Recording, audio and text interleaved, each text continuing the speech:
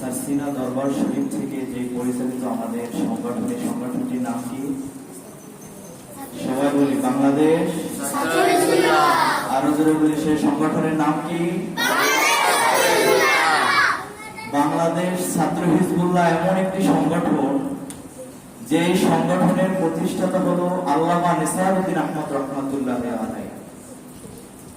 সারসিনা শরীফের দাদা হুজুর রহমাতুল্লাহ আলাইহি, আল্লামা নিসারউদ্দিন রহমাতুল্লাহ আলাইহি, তিনি ফুরফুরা শরীফ থেকে দুইটি জিনিস এদেশে নিয়ে এসেছেন।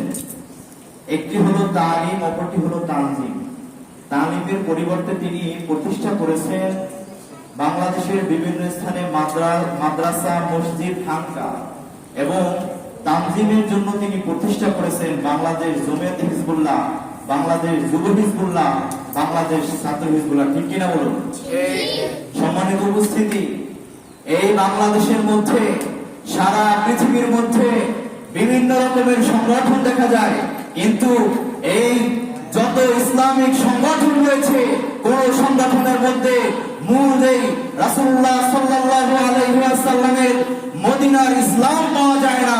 কিন্তু সারা পৃথিবীর মধ্যে একমাত্র একটি সংগঠন রয়েছে, যে সংগঠনের মধ্যে লিপ্ত থাকলে, যে সংগঠনের মধ্যে জড়িত থাকলে একজন মানুষ নবীর, সিদ্দিকীর, শুহাদায়ের পথে, নবীর লেবাসে, পোশাকে, সিরাতে, সুরাতে তার মুজাসসাম নমুনায় এক কথায় তাকে নবীর নববী আদর্শতে পরিণত করা যায়, সেই সংগঠনের নাম হলো বাংলাদেশ ছাত্র হিজবুল্লাহ। কথা বলেন ঠিক কিনা?